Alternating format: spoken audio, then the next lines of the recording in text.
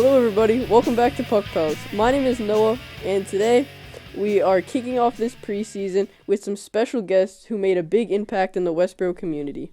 Today we have a coach, a dad, and someone who advocates for the Westboro hockey, and someone who helps the team, the players on and off the ice.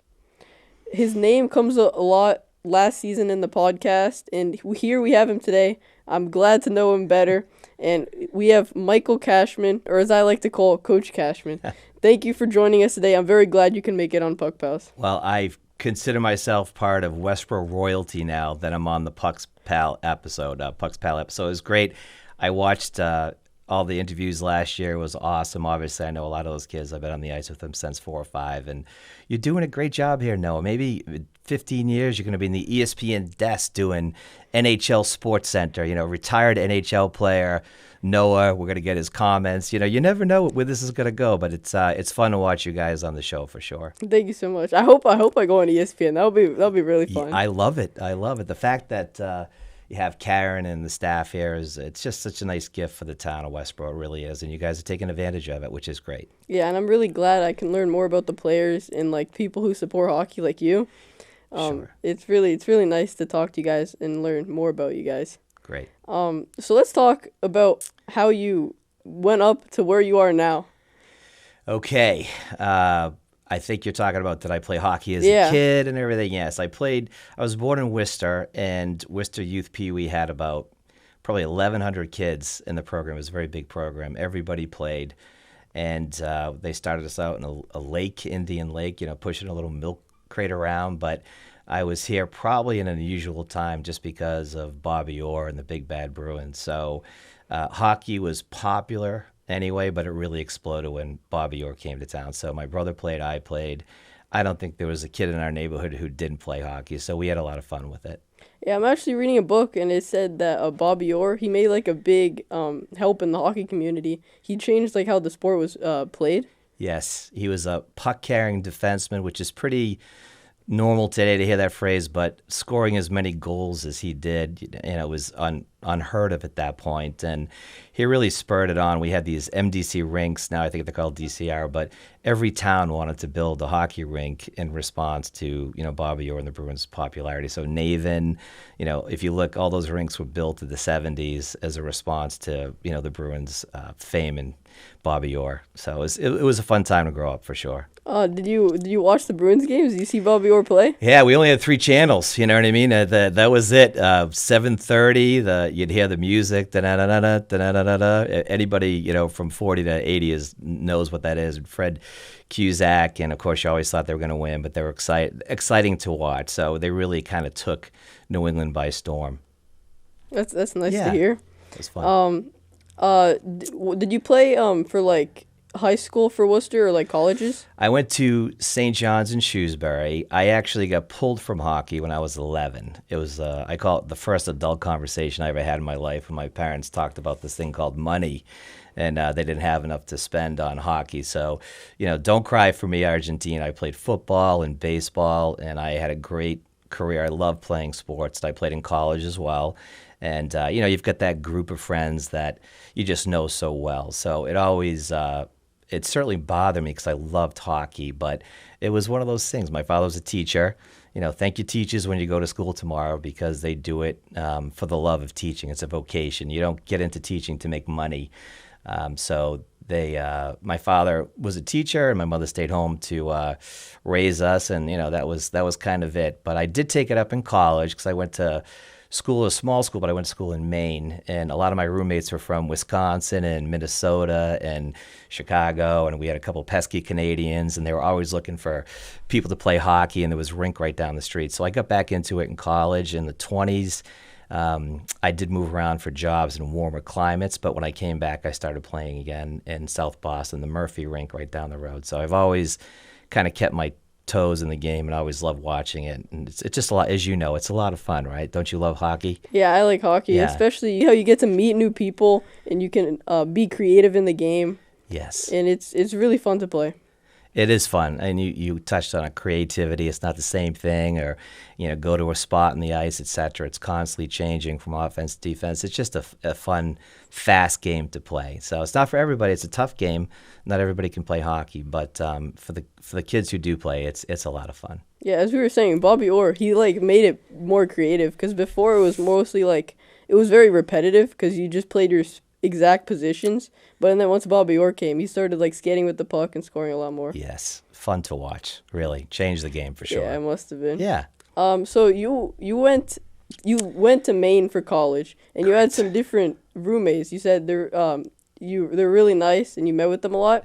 Yep. So I was wondering, do you still like talk to them to this date? Yeah, as a matter of fact, I had a walk back memory lane. Bates College had their 150th football anniversary last weekend.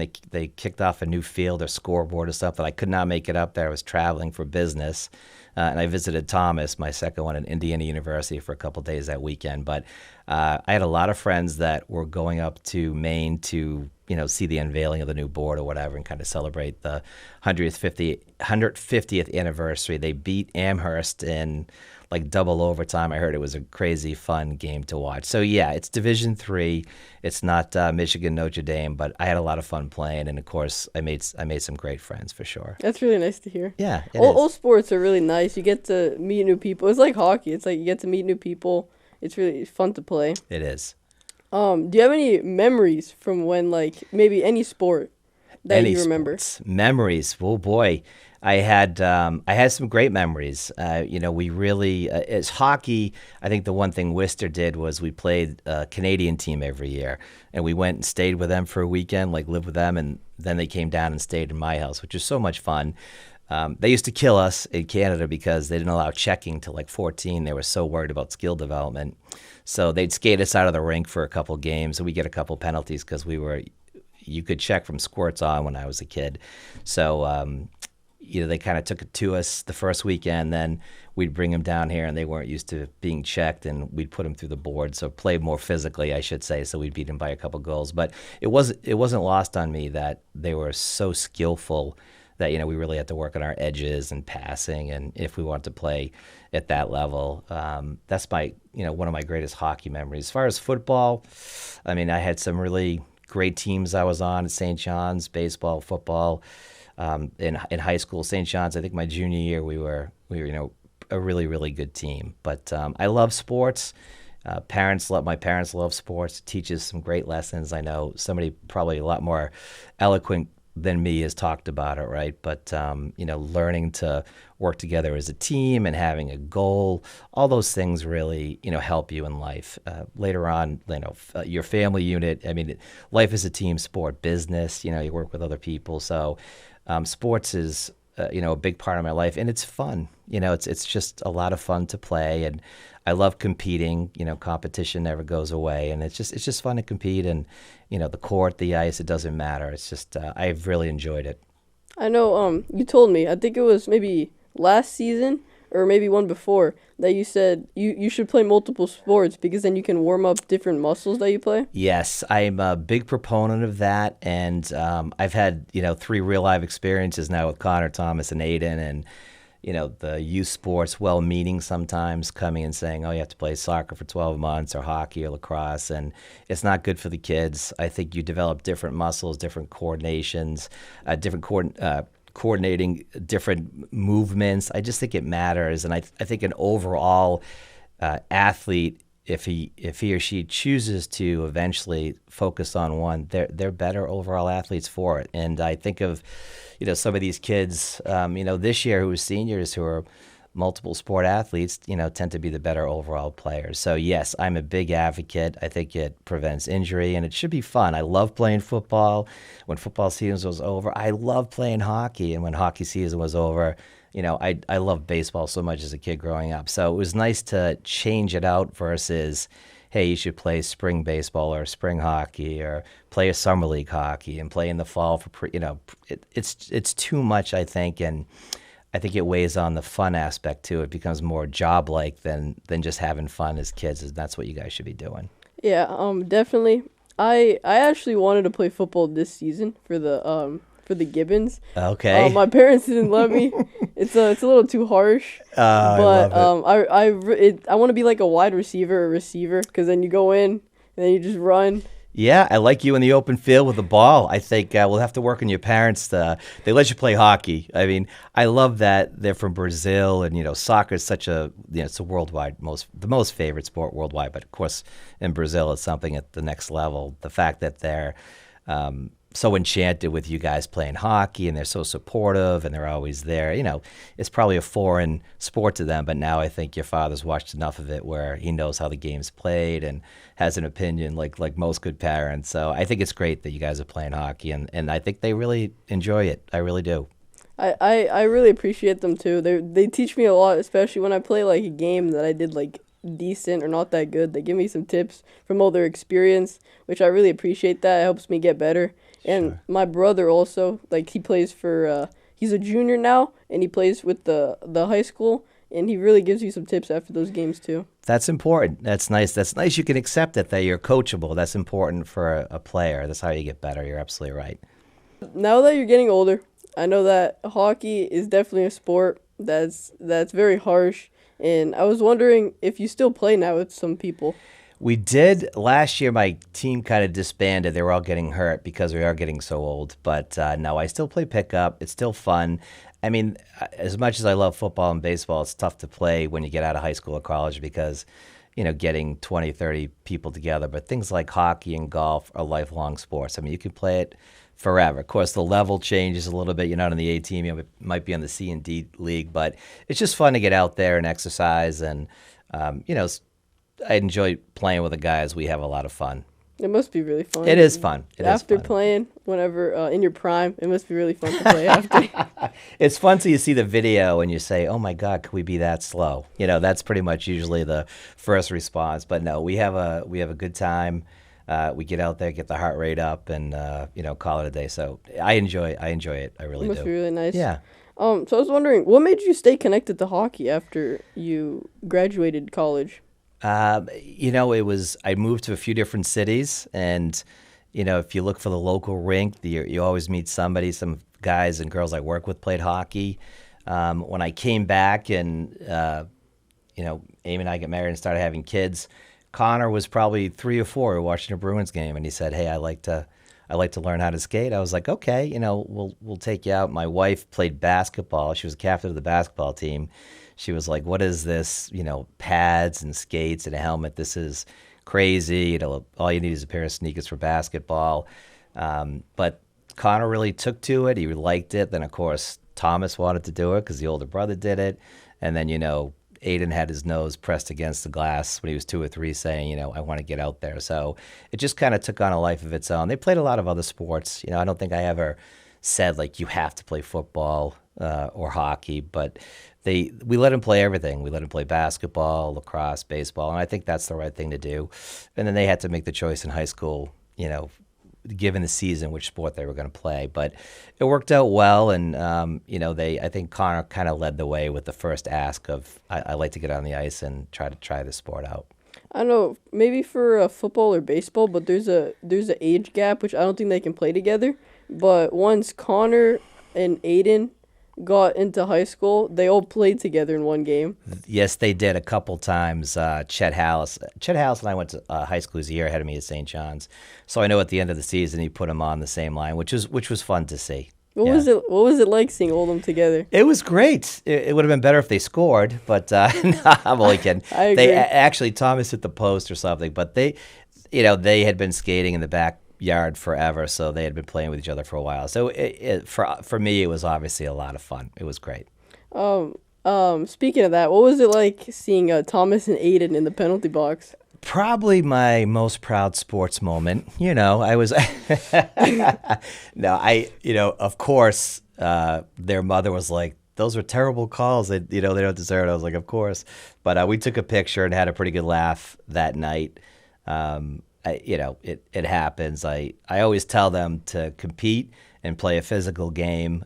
I think Thomas got tangled up with somebody, and I don't know if Aiden pushed somebody back or something, but I always tell them to protect themselves on the ice too. Nobody's, punching back. I don't want you to be overtly aggressive, but you got to keep your head up and, make sure you don't get hurt either. So we had a laugh about it. I thought it was funny. I was teasing him saying, you should have put those guys through the board. And they were like, oh, thanks. But yeah, I don't even recall what they did exactly, but I'm sure they deserved it. So Yeah, I guess so. I'm just teasing. I heard you've also been involved with WAHA, so I'd like you to tell us a little bit about that. Sure. WAHA, Westboro Amateur Hockey Association. It doesn't really flow off the tongue like you think it should, but we raise money every year, and I say we. There are a lot of other parents involved. I mean, parents are involved in their kids' hockey lives. As you know, it's the longest youth sport. It starts in August and goes to like April. You have to do a lot as a parent. So they're used to being involved. They're used to raising money, and we pay for things. Starting at the bottom, we'll pay for some learn to skate for kids to introduce them to hockey in the town of Westboro. The 5th and 6th grade teams, which I think you played on last year. Like, how fun was that to play with?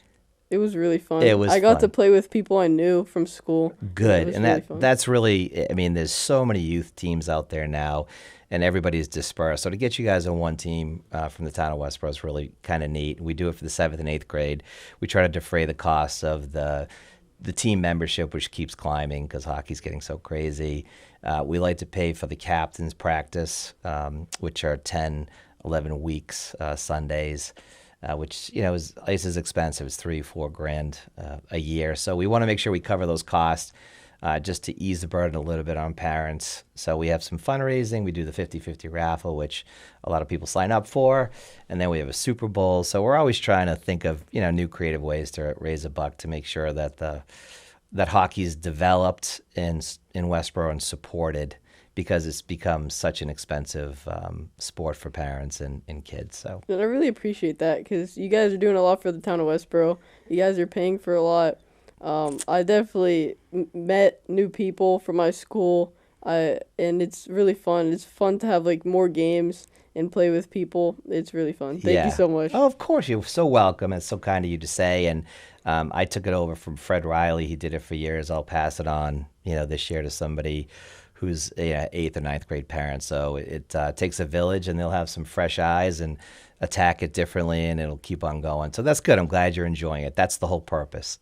And you're the president, you say, of WASA? Yeah, I'm president. It's kind of an informal organization, so I could call myself Grand Poobah. Nobody would care. But I'm pretty good at fundraising. I've got Chris Kelly and Vanessa who do the books, Matt Krumzak, Lenny McCullough. I always tell the parents you're automatically included in the WAHA, band, and they laugh at it. But there's some stuff that goes on behind. We're a nonprofit. You have to file taxes, so there's a little bit of work in it. But I disperse it among 5 or 6 parents who never say no to me. The hockey parents are the greatest. They step up to anything, and they want to be involved and help in any way they can. So everybody's been very gracious. So it's been a lot easier than it probably sounds. That must be nice, yeah. Yeah. What would you say we could do to support WAHA? Well, I think any high school program, I don't care how long they've been coaching, it really relies on the feeding system that comes into the high school. That's why we want the 5th, 6th, and 7th and 8th grade. We want to basically try to get that together every year and try to defray those costs. And we want to get some kids on the ice. So it's not the easiest sport to just kind of try. Like I mentioned, basketball. You get out there with the basketball, you can throw it up. I mean, it really is. You need equipment, and we've worked with the Bruins at Triborough to offer like 8 sessions and for $99 outfit, a player just to introduce you to the sport because, as you know, it's so much fun, right? So once you get somebody to play, they usually really love hockey. But taking that first step, it can be sort of intimidating for folks who didn't play as kids. So we're trying to make it as easy as possible to keep the numbers up so kids enjoy hockey. And, of course, Westboro High gets a new crop of hockey players every year. Yeah. Yeah. It's really nice to see that new people because Coach Matt or Coach Krumzik, he actually let us go and help out the mites, which was really nice to see them skate around and learn the game. Yes. I will give Lenny credit. He and John Profit started Friday Night Mites at Triborough. We had like 60, 70 kids on the ice. It was station-based practices. I mean, USA Hockey really put a lot of time and effort in for training, which I have no problem doing.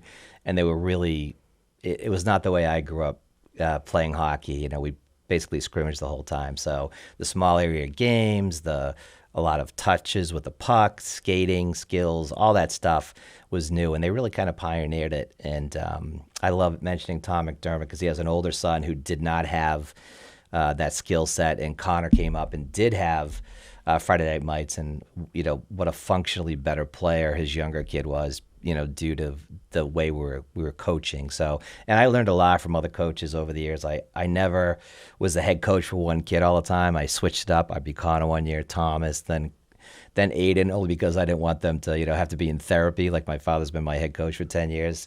It's not healthy. It's good to get different voices. So I owe a lot to the other coaches as well. I was wondering because I heard you coached like your sons in their years. Did they play bantam? They did. They played bantam. Midgets, they were alternates because it was usually football season, but they had a couple midget seasons as well. Just it's only 2 months, right? September, October, kind of knocking the rust off the skates when they can. They come out there and play a few games and play a few practices. But yes, I coached them at bantams, and we won a couple championships. I know Connor and Thomas definitely won a few Valley Hockey League. I think maybe Aiden and some of these seniors, maybe we got to the quarters or semis one year. But we had some good teams. We had fun with it. It was fun.